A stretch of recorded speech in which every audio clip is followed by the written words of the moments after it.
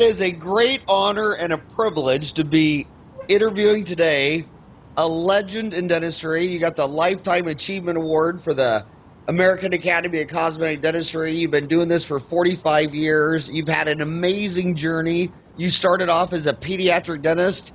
How did you get from a pediatric dentist to where you are now, buddy? Well, I realized early on that I didn't like to repair fractured anterior teeth with crowns. And when I got major fractures, and when I saw that with the advent of acid-etched Cezatron, that was the first time I really heard about it. A guy named Walter Doyle had written about using acid etching with restorative materials, and that time we had Cezatron. And then when nanofill came along, it was natural for me, and I started using it, but techniques I used, I got great results where everybody was not getting great results because of the polishing techniques and things of that nature. So I realized how valuable bonding was early on, and one thing led to another. That's it. And from pediatrics, I expanded into aesthetic dentistry for everybody with the use of composite, and that's really that's what got me to where I am now.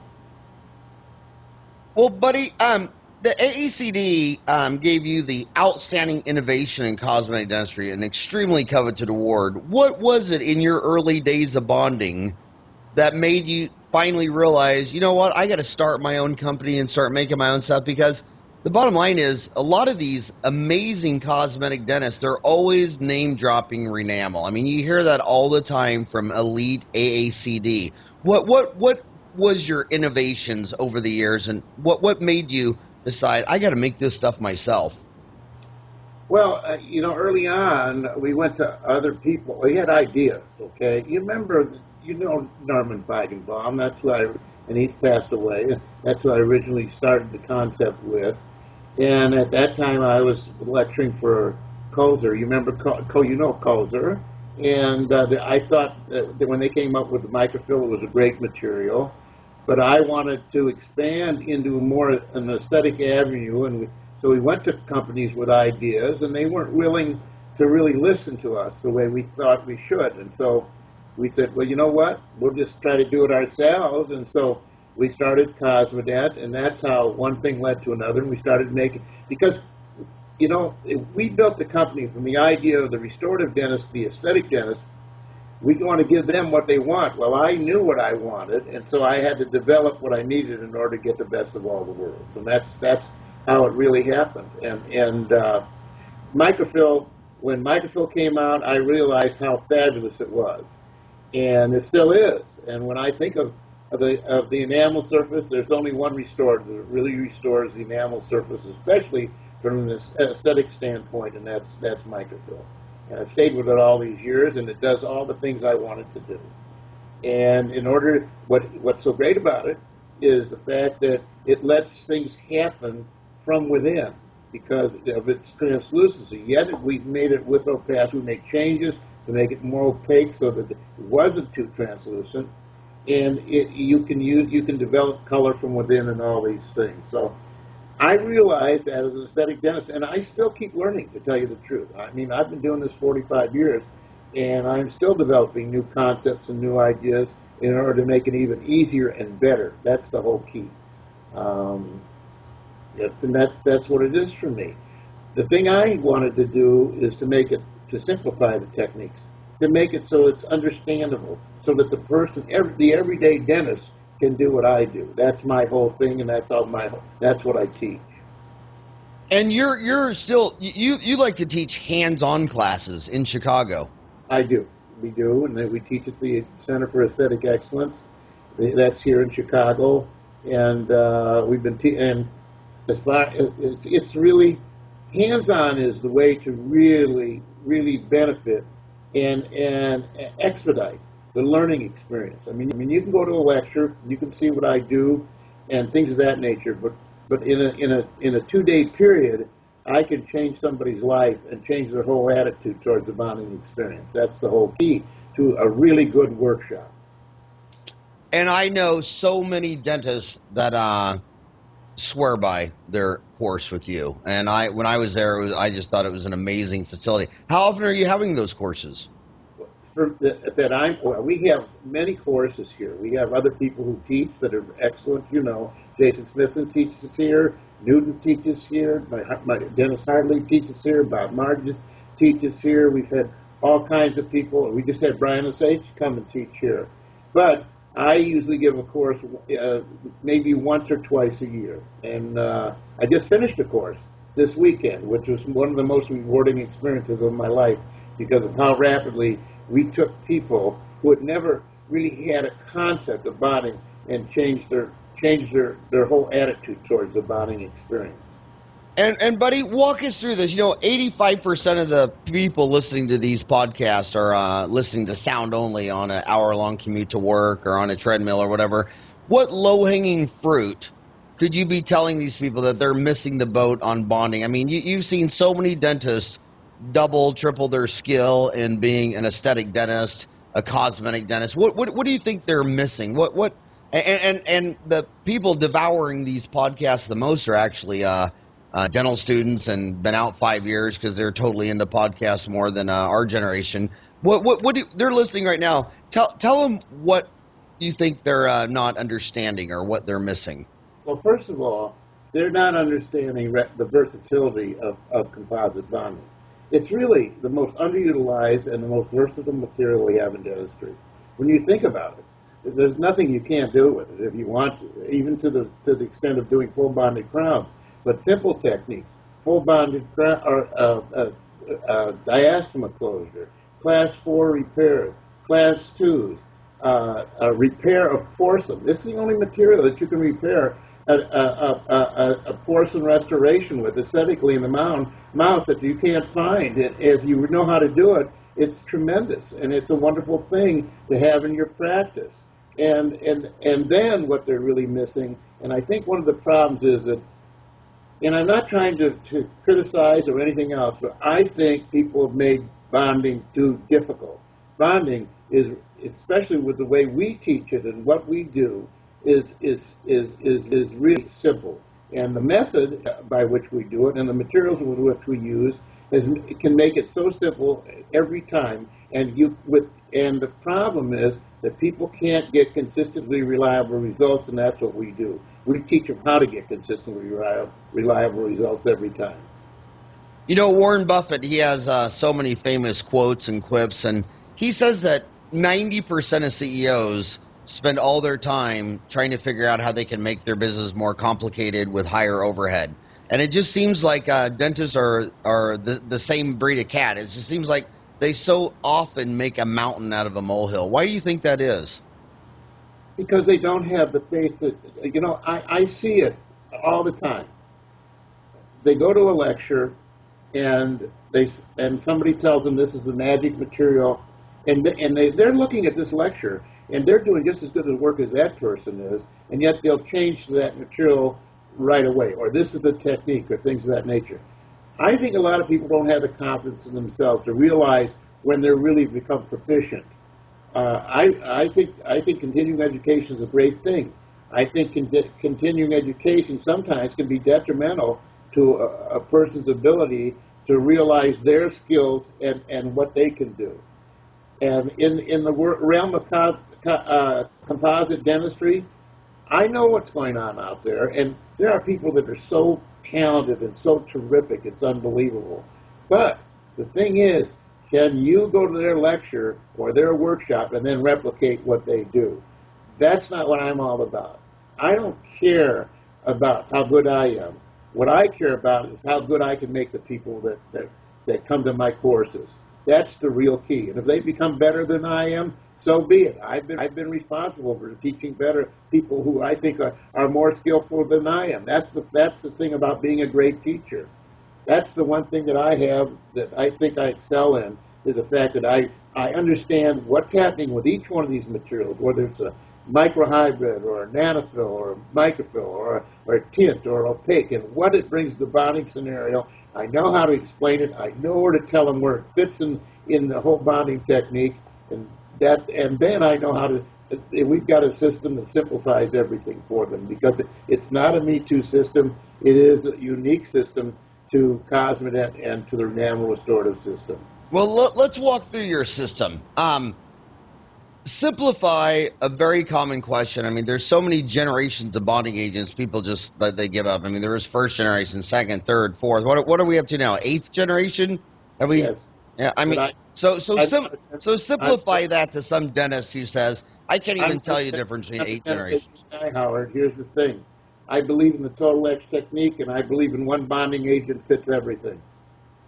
And whether it's ours, which is complete, okay, or whether it's somebody else's out there, which will bond to metal, which will bond to porcelain, which will bond to cork-based, which will bond to porcelain, which will bond to acrylic, which will bond to structure. You only need one really good bonding agent in your practice. You don't need 10, okay? And that's the way I feel. And I know how our bonding agent works. We have literally no sensitivity. In fact, I've never experienced sensitivity with my bonding agent, and it bonds to everything that I use. So why would I go looking for another bonding agent when I know the bond strengths are adequate because we don't lose much? Yes, we get some fractures and stuff like that, but I don't have stuff fall off and things of that nature. And the bond strengths of most of these bonding agents are excellent, but I'm going to use one that works for everything. So I want to make sure I bond to dentin. I want to make sure I bond to enamel and all the other things I talked about. I like to. I don't like to talk about anything everyone agrees on. I like to talk about the things that are controversial because that's what takes these dentists' mind out for a run. Um, there's opposing view. What do you think about the? A lot of dentists say, okay, some little girl wants veneers and she's 18 years old, and they file down all of her teeth and do indirect veneers.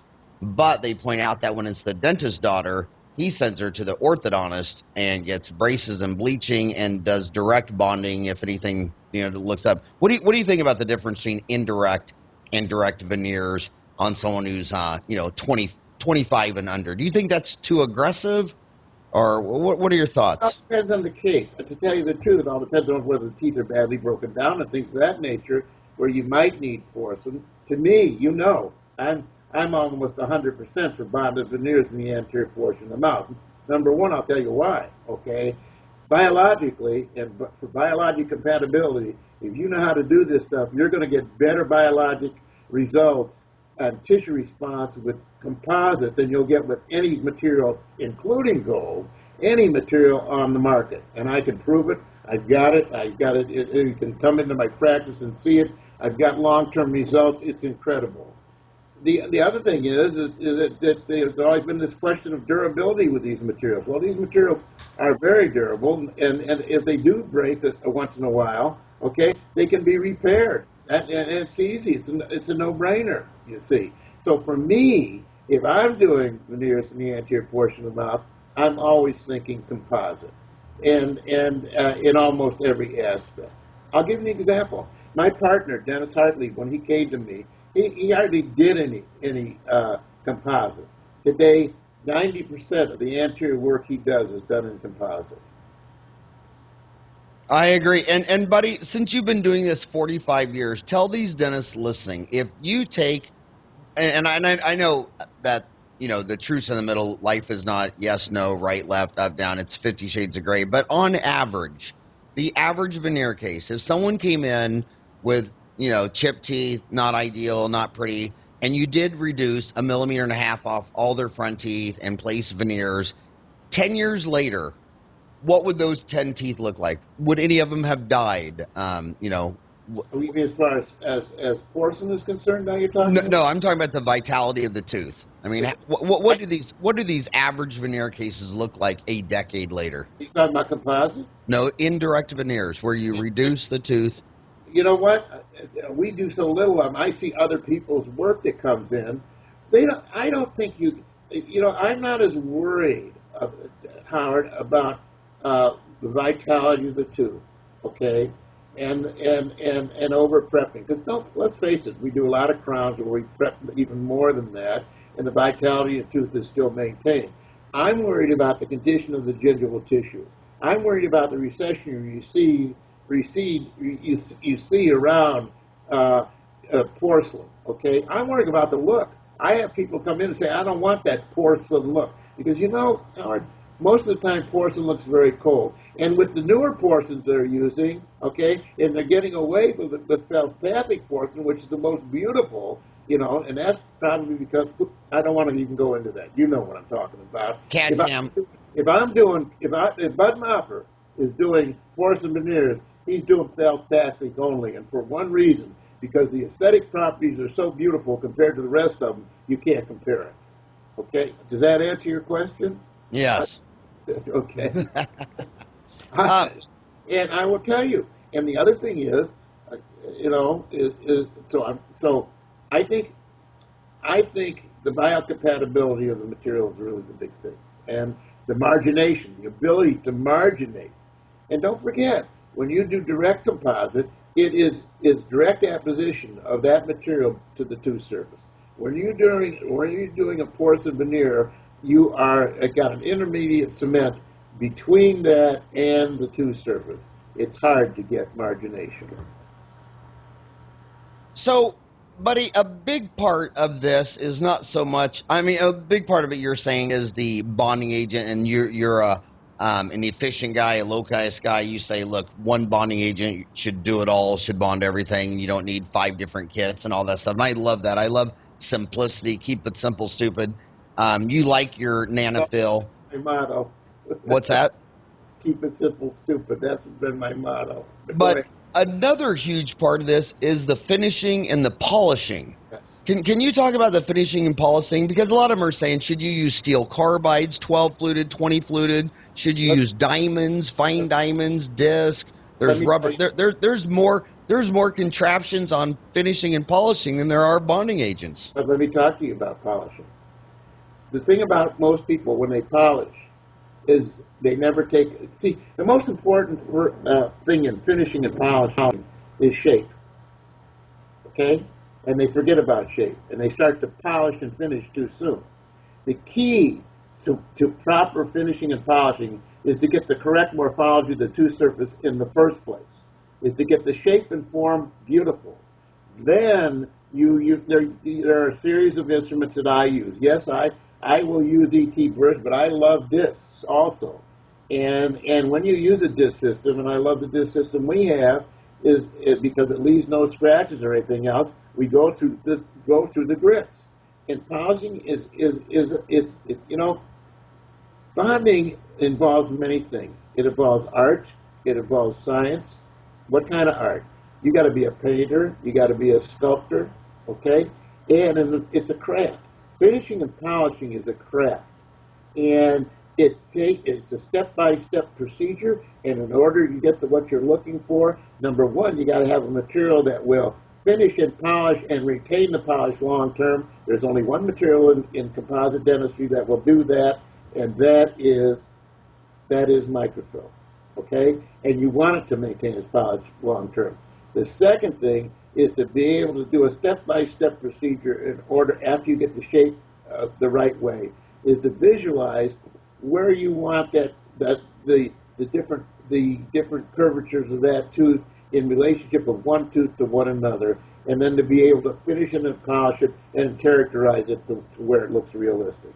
And that's a skill, and that's one of the things that we teach in our and really emphasize in our workshops.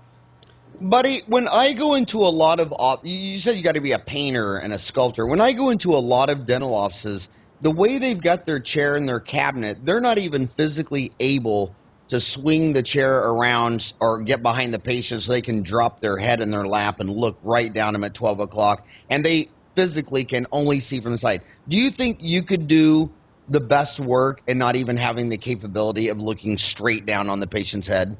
You have to be able to look straight down. And what percent of dental offices, the way the chair and cabinet is, they physically can't even do that? Because they get the chair too tight to the cabinet, so they can't move it back where they can get behind the patient. That's number one. Or their workstation is behind, so they can't get behind their workstation. So that's why you can either work front delivery or side delivery. Okay. The other thing is positioning of the patient is very important. One of the reasons people get fatigued is because they don't position the patient so it's comfortable for you to work, okay?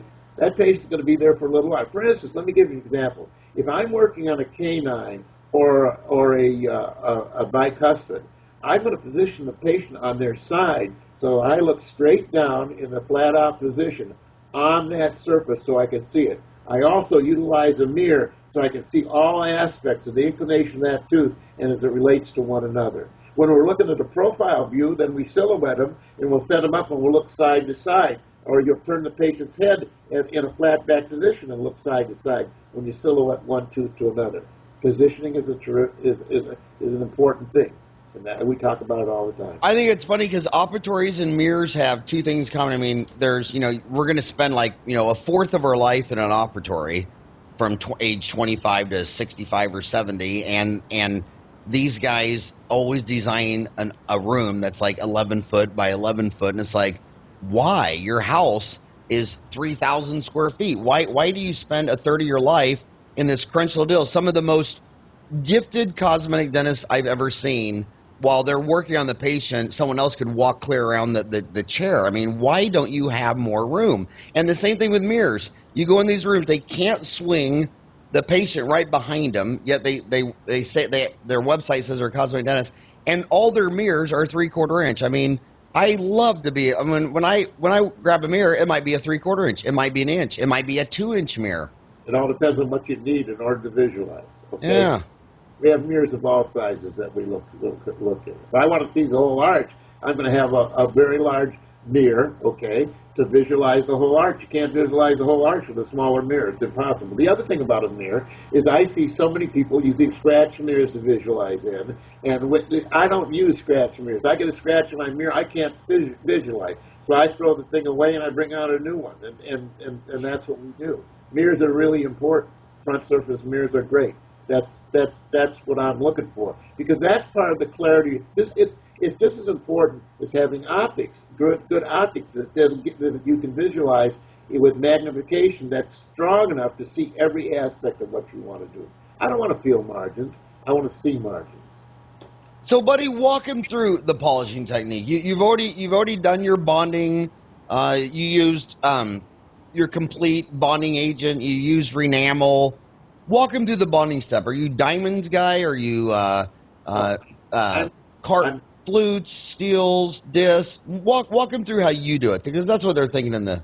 Well, let's say I've got the shape of the tooth exactly the way I want it, but we're slightly slightly over-contoured on the facial surface. Okay. The first thing I would do would be to set the length of the incisal edge and set the relationship between one incisor and another that you're working with a disc. And I would use a porous disc and bring that tooth back into alignment the way I see it. And I can disc it all the way down very nicely to the gingival. Then when I want to, then I'll transfer it to, I like carbide burrs. I love the ET system from Brasser. It's a very good system. I've used it forever. And I love carbide burrs. And the two I like are the 12 and the 16 fluted, and the thing about burrs, here's a tip, okay? Most people stick that burr all the way into the hub, all the way up into that handpiece. You can't, because you don't have enough length. You have to extend that burr out as far as you can so it gives you length so you can work up and down the tooth to follow the contour of the tooth. The other thing is people tend to go too fast. Polishing is best when you take your time and you use a lot of low speed, high torque with a disc and things of that nature. And even I use an electric handpiece today, Howard, which are fantastic. And I never polish at higher than 30,000 RPMs at finish, and I'm usually somewhere between 20 and 15,000 RPM. What brand of electric handpiece are you using? I'm using here at the center we have the Cavo, which is great, and in my office I have the NXT. The Cavo factory is one of the most amazing factories. I mean, you go into factories around the world, and then you go into a German factory, and they are the most organized people on the earth. You know that our material, the Renal material, is made in Germany. I've worked with our chemists for over 30 years, and they're tremendous. And we work so hard to make our products excellent, and they're the best. That's right. You know what the Cabo factory and the Space Shuttle Columbia have in common in my mind? No. First time they rolled out that Space Shuttle Columbia, there was these big letters on it that says, "Fuel here with an arrow." And I thought, why the hell would NASA engineers need a sign to where the gas tank is? I mean, how crazy. I mean, there's not one on my car. I'm a dentist. I know how to gas my car. And then you go to German factories, and there's just notes and messages on they just make everything foolproof because they're so into quality control. I mean, you don't even ask them where the bathroom is. You just point down to the blue line and follow that blue line and go to the bathroom. And the red one will take you to the front desk. And I mean, they're the most organized people on earth. They're just nothing like it. I also want to ask, but go through your polishing system. The Cosmedent polishing. Yes. Well, you know, we have different. When we are polishing microfill, okay, we will use the FlexiDisc system, which is Cosmedent's polishing system. It's an unbelievable disc system. It comes in either with a regular mandrel or a mini mandrel, and the beautiful part about it is the resilience of the paper of the mylar, because it has tremendous snapback. It doesn't crimp. It's so that when you put it on a tooth surface, it holds the shape that you're producing, and you can take it beneath the free margin without lacerating the gingival margin because it has that hold. And the coarse disc, it cuts beautifully, but it leaves no scratches. So it's fantastic. So that right through the disc system, you get a polish that you can't believe. That's part of the system. The second part of the system are rubber impregnated instruments, which are rubber points and rubber cups are also, and these are all aluminum oxide now. That's what in that part of the polishing system, okay? And that's aluminum oxide polishing points for creating anatomy, characterization. The cups you can use at the gingival surface to go beneath the clean margin, and things of that nature. We have it all outlined on how you should use these things in our directions. We probably have the best directions in dentistry and how to polish. And so the discs are very important. We have and this is aluminum oxide. We have an aluminum oxide polishing paste that's incredible. And I would use it on everything. You can use it on metal. You can use it on composite. You can use it on all types of, even enamel. For instance, if you after prophylaxis on a patient, if you want to bring up the luster and give them a different feel on that enamel surface, you can use it to polish the enamel surface. It blows people away, okay, without being abrasive, okay, in the final two steps of the polishing, the fine and the superfine. We also have aluminum oxide polishing strips that we use on the proximal surface, okay? So, in essence, that's what we use to polish most of our composite restorations, with the exception when you're on nanofill or microfill and you want to get a good polish, you need to use diamond, okay? Not the disc, but diamond points and diamond impregnated points and wheels, and that'll give you actually a higher polish. And then we usually use either the enamelizer or porcelain polishing paste, a 3 micron polishing paste to polish the microhybrid or the nano.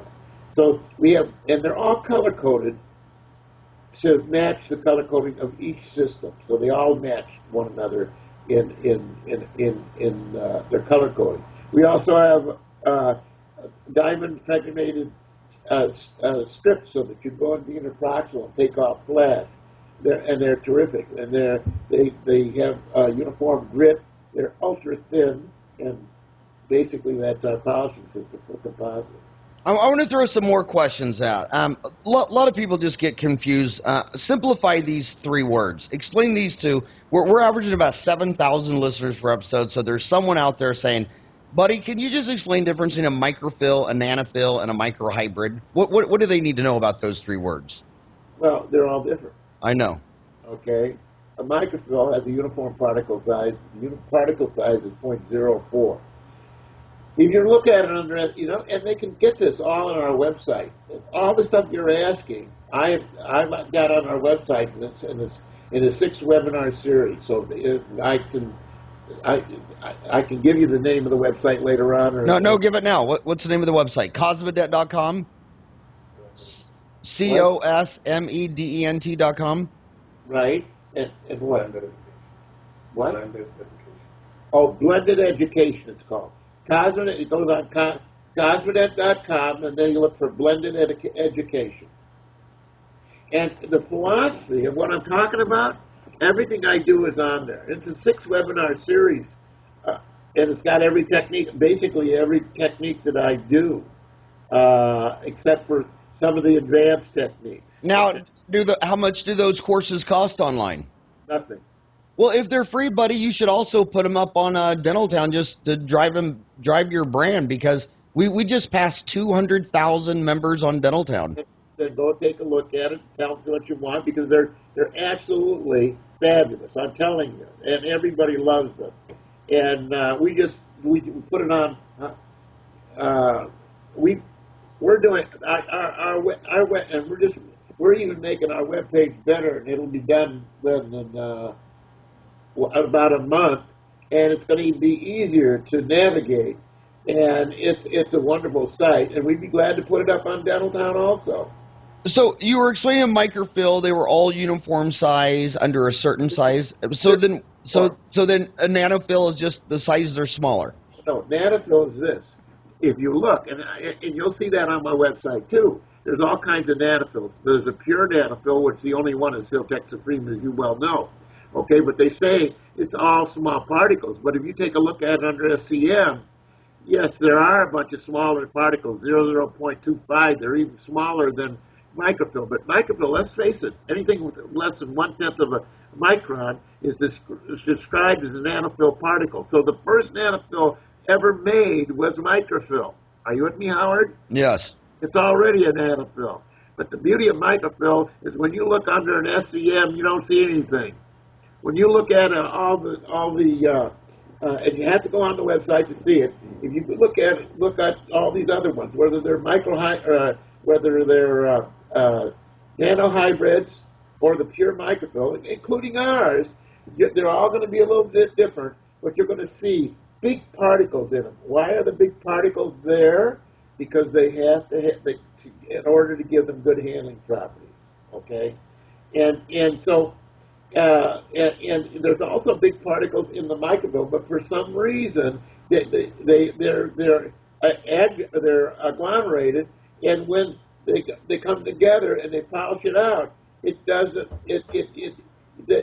affect the overall polish long term. Whereas in all these other materials, the bigger particles, which they need for handling properties and strength, okay, whether it's ours or whether it's Filtex Supreme, whatever it is, it's for some reason that's the ones that they pluck out, and that's why they don't hold their polish long term. That's the way I feel. And all these companies say they polish over time better. They don't.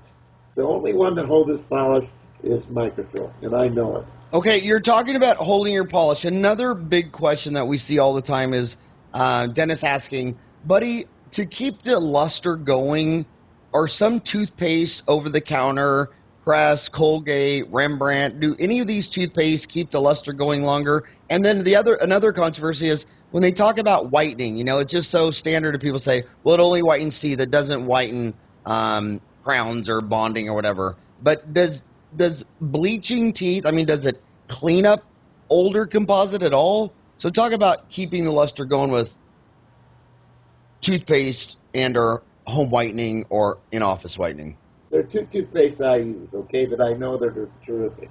I've said this forever, okay, that Crest cavity control, and that's what I have people use, or they want to pay more money to use Irwin Smigel's toothpaste, Super Smile. You've heard of that one. Mm-hmm. Much expensive. Those are the two toothpastes that will keep the luster constantly. Everything else, I think, is too abrasive. I'm not sure about Colgate, the Colgate material, but what they need is a toothpaste with the least abrasivity that they can get. I know that Crest works. That's what I have everybody on. If you ask me a question, I'm going to tell you. All right, I told this to them. They don't market their material that way, but that's them. I market it for them because I know what it does for me as a practitioner.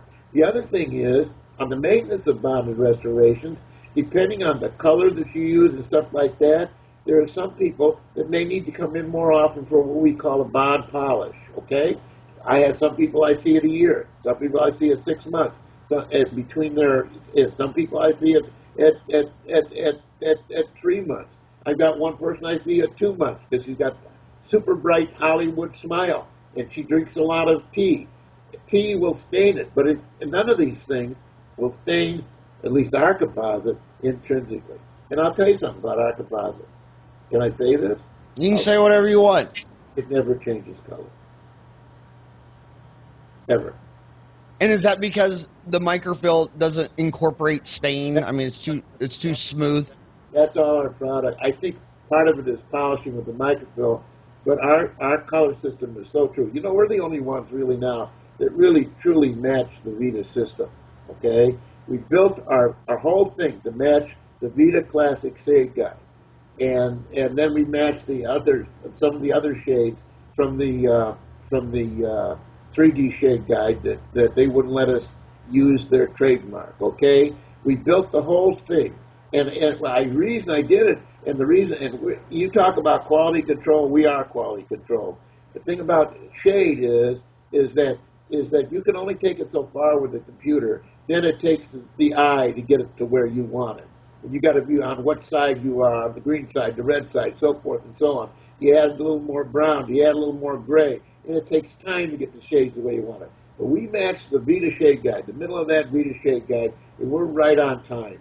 And that's what's so beautiful, and so that's one of the things that makes it simple to use, because it does match that shade guide. Okay. You asked me about bleaching. I don't know. I don't think bleaching cleans up bonding, to tell you the truth. It's certainly not going to change the color of bonding. It may clean off other stains and things of that nature. You know that it'll do that, but it's not going to change the color of bonding. I know what happens with over bleaching the teeth. It certainly changes the overall look of those teeth. They can become very pearlescent, very bluish in color, and things of that nature, which I don't like about over bleaching. I realize there's a place for bleaching, and we use it in our practice, but we're not over bleachers in our practice. Buddy, Albert Einstein said, if you can't explain your subject, you don't understand it well enough. I've always thought you were an Albert Einstein of cosmetic dentistry. You can explain anything to anyone, and I want you to go on 3 more words that offer some confusion. Explain what an opaquer is. An opaquer is a material. The concept of opaquing has been, hey, I want to block out this undercolor or block out this translucency. The problem was they didn't get the opaquer with color, and they didn't take color blending into consideration at the same time. So if let's say I got a fractured anterior, and I want to make sure that thing is invisible, opaquers you need opaquers, especially when I'm using microfill, because if you just put a material on the tooth surface, and you've got the differentiation and metabolism between the materials you place and the tooth, and you'll say, let's say you do a microhybrid, or you put a nano on there, and you place it, and it looks real good. Patient comes back the next day, or next week, or 2 weeks later, and you see a little transition, a differentiation between the material and the tooth surface. What opaquers do is they will make that, you can create invisibility, because it'll block out that transition if it color blends at the same time. If you just put a white opaquer on there and it doesn't match the tooth shade, you're dead meat. You can't do that. But if you put, if your tooth is A2, and let me explain something also, Art. Most of all the materials are replacing dentin and enamel in the shade. I'm not doing that. I don't care what color the dentin is. I want to go to the surface color. So when we relate our colors They're all related in color. In other words, if I've got an A1 tooth and I need to, the micro or a nanofill or a microhybrid for strength, I'm going to use that, okay? But when I go to block it out, I'm going to use an A1 opaquer to block it out. And when I want to use to match it, I'm not going to put an A1 dentin that's darker. I'm going to put an A1 dentin that matches the surface color. Then I'll use an A1 dentin to block out the shine through that matches the A1 surface color. Then I'll use an A1 microfill to go over the top that matches the surface color. The difference, in order to do that, the materials have to match in color perfectly. The only difference is the opaquer is the most opaque. So the nano and the microfill is the least opaque. Okay, so it's just they wanted everybody wants a cookbook. This is the cookbook. It's simple. All the materials should match. Only the opacities are different. So they match in color, and the opacities are different. You got it made. Do you understand where I'm coming from? I do, and I'll tell you what, I remember the first time I saw you lecture in 87, I said, damn, that guy is passionate. And I just love it when you're explaining stuff. You had to lean clear forward in the chair to make your point. I just love your passion, enthusiasm. So then I want to keep this ball going. What is a tint? When do you use tints? I use tints almost all the time. The reason I use them is because it will add hue and chroma to your restoration. Let's say you want to use add some cervical chroma, and you can just make it intense or non-intense, depending on on how the time arises. And you want to create the illusion of incisal translucency. The beauty of it is that you're building, when you're using tints, we're building from within. When you build color from within, it's the most beautiful. Again, I go back to ceramics. If you look at a felspathic porcelain laminate or a felspathic crown, it's built from within. The color is within. Go back to lithium disilicate or zirconium.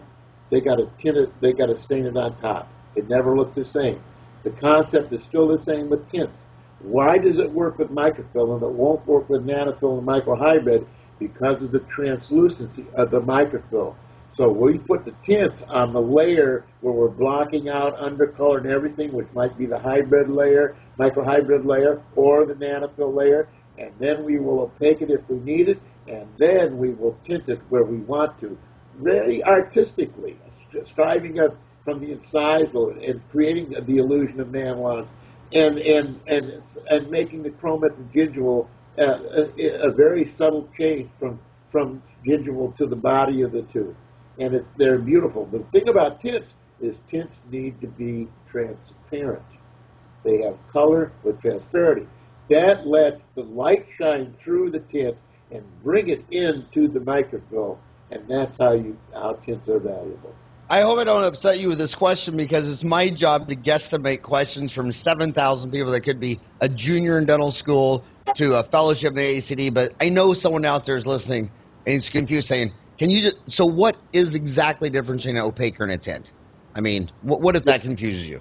The opaquer is something that's used here is something that blocks out light, okay? Blocks out light, blocks out undercolor, okay? Does not let that light come through, all right? And it produces the opacity a surface that will blend with the opacity of your restoration. That's what opaquer does. It's like, I'm trying to explain how you do it. Let's say you got a windshield that you want to slightly frost over, but yet you may want some light to come through. That's where opaquer's happening. But a tint is they're not the same. A tint is color, okay? Now, think about it this way. If you want to bring up value on something, you use opaquer. That raises value. If you want to decrease value, you use color. You use tints. You follow what I'm saying? I am. Okay, and what tints do is it produces it will give you the color that you're looking for. For instance, it might be a little dentin color down at the gingival shining through so that you can see the chroma at the gingival, and it'll create the illusion of translucency at the incisal. Well, you can't do that with opaque. Opaque is going to block everything out. It's a blocking agent, essentially, but at the same time, it's got to blend with the color you're working with. I don't know if that explains that to you or not. I think you're an excellent instructor. Buddy, one of the things that your perspective is so valuable, you've been in this industry 48 years. I've been in it 28 years. There's a lot of younger people 10 years out that are wondering. I want you to talk about two major trends we've seen. When I got out of school, there were 15,000 small labs, and they all use feldspathic. Now you're getting CADCAM, huge. What do you think of that from? You have 15,000 small labs to now about 7,500. We've lost like half our small labs, and they're being replaced basically with CAD/CAM. What are your thoughts on CAD/CAM? Well, you're never going to replace a fine technician with CAD/CAM. No way. Number one. One of my thoughts is that they can't polish CAD/CAM, but how now, Howard? Very rapidly, we got a system that can polish everything, including feldspathic porcelain. Pretty soon, glazes aren't going to be needed. Okay, I've got a polishing system that's incredible, and it'll be out in a couple of weeks. And we can polish. We can polish zirconium. We can polish lithium disilicate in a matter of seconds. So polishing is going to be the thing for these things, and not glazes. Okay. What do I feel about CAD/CAM? I think it's a way for a dentist to do dentistry maybe on a one-tooth basis fairly rapidly. If he's artistic, he can do it. But if we're talking about exotic work that the patient needs to have done, forget it. That's not my bailiwick. We need good laboratory technicians in this country. We need to train them to do the work that needs to be done. That's the way Bud Mopper feels. But I'm coming from, I'm an older generation, I'm an older guy, but I think I'm right on that. But, buddy, it seems like when you study history, it's always, what comes up must come down. It's always cycles. It's always, the stock market's going up or down. There's all bubbles in real estate. It's like, do you think that you will see a rebirth of these smaller labs, or do you think they're just headed on a straight line trajectory out the door? I can't tell you that, because my partner could tell you that better than I can. I'll be very honest with you. I don't do a lot of lab work. You know that. In fact, I don't do any. I mean, my practice does a lot, but we're still doing implants. We don't have CAD/CAM in our office. We're not CAD/CAM people. That doesn't mean they're right and I'm wrong, or I'm wrong and they're right. I don't want to do that. I want margins the way I want margins. I want color the way I want color. We're an aesthetic practice, and we think we get better aesthetics all the way around, and best of everything, using top-notch lab people. That's the way we feel. Maybe I should start doing the Johnny Carson thing where he holds a card up to his head and tries to guess the question. I know someone's asking right now, you're talking a lot about anterior. You said that you only need one etching system, your complete total etch. Is Renamel for the anterior teeth and the posterior? Yes. So Renamel restorative system can be used anywhere, okay? And Renamel is not just microfill. It's a system. It's a system of, like I said, microhybrid, nanofills, microfill, opaques, tints. It can be used anywhere in the mouth. The question you're going to ask is, did I use microfill in the back of the mouth? Yes, we do restorations where we will put either the microhybrid or the nanofill in the tooth, and then we will surface it with the microfill, because we'll get a better overall polish posteriorly and probably a better long-term result. Okay, so originally I said explain microfill, nanofill, microhybrid, or opaque or tint. You explained four of them real well. You didn't really talk about microhybrid. Why would you put a microhybrid on the floor and a microfill on top? So what is the difference in a microhybrid, and why did you choose to put that on the bottom versus a microfill that you put on top? Well, let's make it the difference between the nanofill and the microhybrid, because those are the two I use underneath anteriorly, okay? The microfill is more opaque, or the microhybrid is more opaque. Plus, ours has an interesting wettability to it, so that when I'm working on dark color changes and things like that nature, it's so easy because it blocks out ultra thin layers and it sculpts so beautifully. You can almost bend the material. In fact, they'll see that an example. They go into veneering in my website, and it shows how easy it is to apply. And so when I'm doing veneering cases, most of the time I'm using microhybrids as the underlayer before I do the tinting or opaquing or whatever, and before I apply the microfill. Okay? With nanofill, it handles better. So with fractured incisors, I'm going to use the nanofill because it doesn't slump or doesn't anything else like that. You place it on, you can put it where you want it. The only thing is it's more translucent. That's another reason I like to use the opaquer when I'm doing veneering. So it's more translucent, so that means I'm going to have to use a little more opaquer if I'm on an incisal edge like that. In the posterior, I'm not going to use microhybrid today. I'm going to use nanofill. Why? Because it has less shrinkage than any of the materials, okay? The one that shrinks the most is the microfill. And if they go into our material in our program, it'll show you how I've taken care of the shrinkage problem anteriorly of any microfill, okay, at the gingival margin, things of that nature. In box areas, it will shrink the most, but we don't use it in box areas. We're using the microhybrid or usually the nanofill. That has the least shrinkage, okay? So there's advantages to each one of these materials. That's what the practitioner has to understand. Like I said, where does each one fit in the bonding scenario? That's what we describe. And they could, and how many courses do you have on your website? Did you say 8? Or? We have 6. We have one on posteriors that my partner did, Dennis Hartley, was beautiful. And then I did 5 45-minute webinars. And they're all 45 minutes, about 45 minutes. So there are 6 webinars.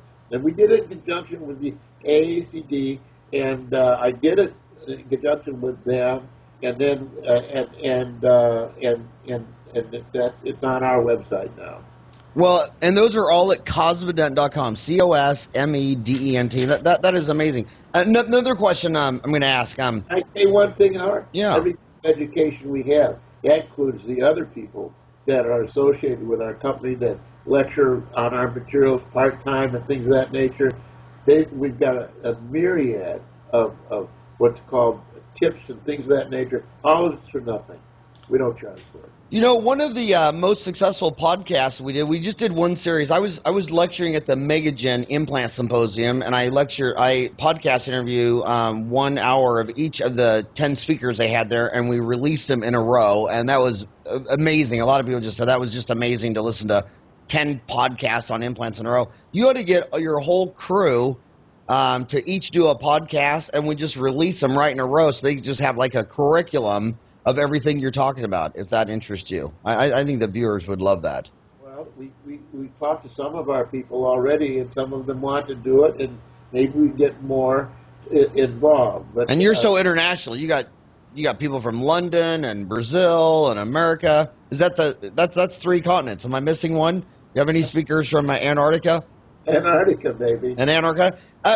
So I'm trying to guesstimate these questions. Someone's probably wondering, buddy, you said you got a lot of hands-on courses. How much are they, and what would be the best one to take first? Is it like a curriculum, like level 1, 2, 3, 4, 5, or are they just answer? Can I be biased? Yes. Mine's the best one to take first, because I'm the one that explains the science of the material and combines the art and science and puts it all together, and I make it simple. I'm about simplicity.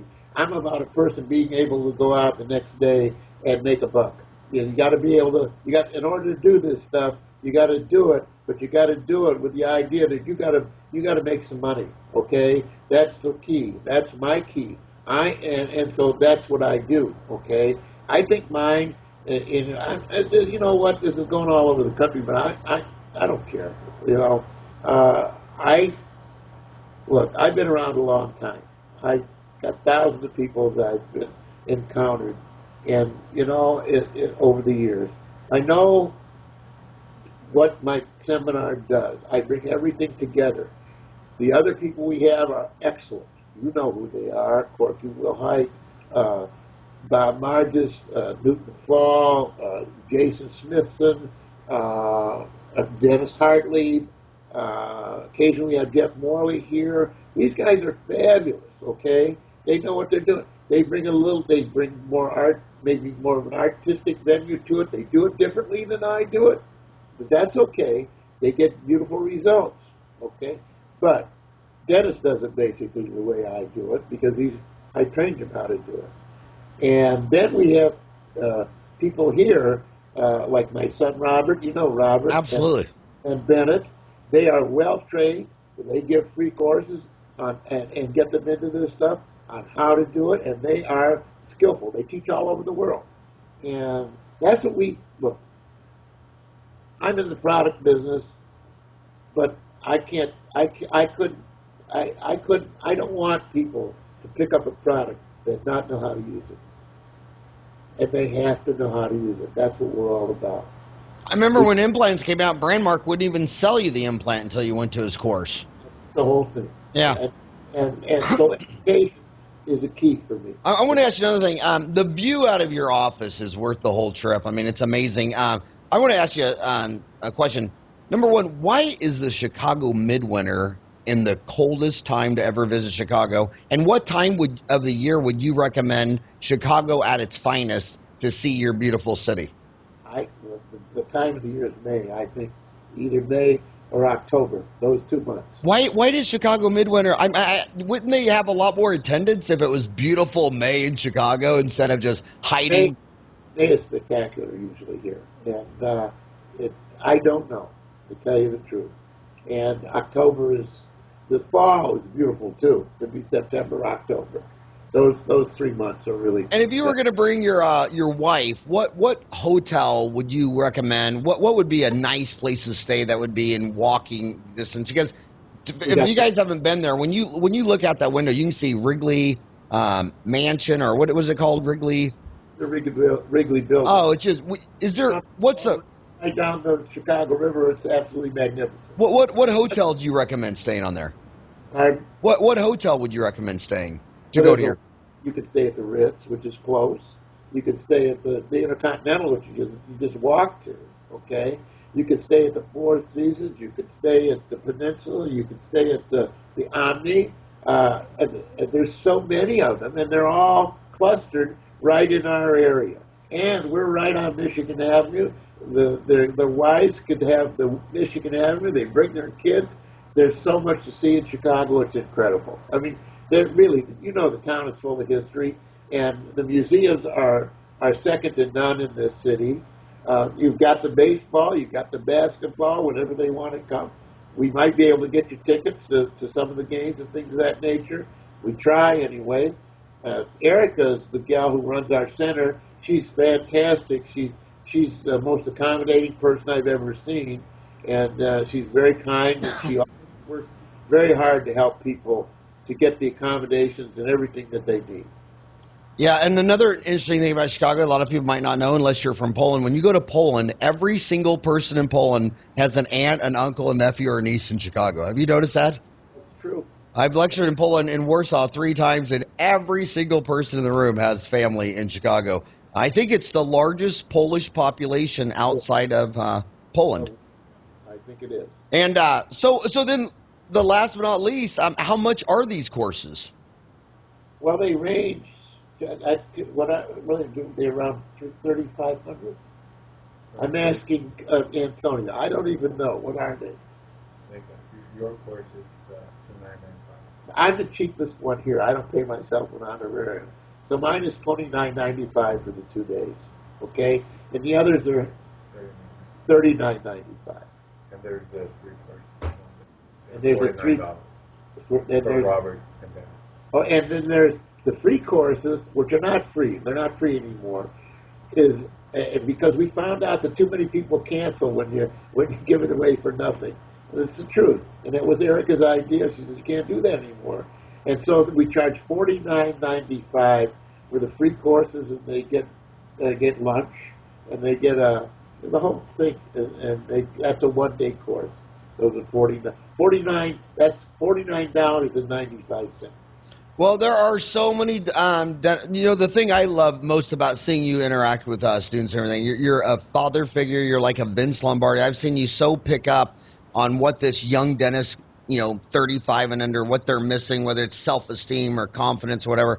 You are just a legend. You're a role model. You're a Vince Lombardi lifter upper. I mean, really, buddy. I'm not blowing smoke up your dress. I think you're just an amazing man. I want to end with one question. Because we're out of time. It's 1 hour, but just 1 minute overtime question. You've been in this field 45 years. When you and I saw corporate dentistry rise to the top, where Orthodontic Centers of America was on the New York Stock Exchange, a dozen on NASDAQ. Then they all collapsed. They disappeared for 10 years. Now they're all back. Do you think they're back for here to stay? And is this a good thing, a bad thing, or just market segmentation, just difference between, just there's 330 million people and there's going to be a lot of business models providing dentistry. What are your thoughts on that? I don't know. As far as I'm concerned, I think corporate dentistry may be here to stay, but if it is here to stay, then they need to upgrade their skills just like everybody else does. To me, I still believe in practice the way, in group practices or small private practices. I believe in the attitude that you see. It's a different type of attitude. First of all, I think, without being political, I think you're seeing things that like Aetna buying Humana and insurance companies buying hospitals, and you're going to see a huge change in what's going on in healthcare in this country. I don't want to see that huge change. I think our healthcare is terrific. It's delivered by the individual practitioner if they're knowledgeable. I think a corporate practice could be a great thing if their people are trained properly in their attitudes. I just don't know what to tell you on that, Howard. I think that, well, let me ask it more specifically, because specifically I'm talking about the 5,000 kids that just walked out of dental school. They got $250,000 in student loans, and they're looking at you saying, "Buddy, was that a good move? Was becoming a dentist in 2015 with $250,000 in debt, was that a good move, or am I kind of a fool and I'm never going to pay these student loans off?" I can't answer that. I've got some kids I just talked to that they're $400,000 in debt. When a school charges $85,000 for tuition, I mean, where are we going here? And they're not getting the type of education they need to get. I'm telling you right now. And then these kids have to come out. They have to upgrade their skills to the techniques that we've been talking about today. I'm bread and butter here. I'm talking about the skills you need in everyday dentistry. The emphasis in schools today is in high tech, and you know that. And I think they need to bring back the emphasis on the skillful dentist. That may change the attitude of the profession a little bit. That's why I never opened up a chain of dentists, because I always thought in dentistry the product is the dentist. And I think if you want to just be a rockin' hot dentist, you need to focus on yourself. Block out not only corporate dentistry, block out 220 other countries. Just look in the mirror and man up and make yourself the best damn dentist there is, and you're going to be successful. And can I interrupt there? That's always been my attitude. We've never marketed our practice. The only thing that markets our practice is our skill and our caring and our service. Behind me is a thing on my wall. My dad opened up a grocery store in a little town of Correctionville, Iowa, in 1953. It had wide aisles. It's all kinds of things. Conveyor belt. It had a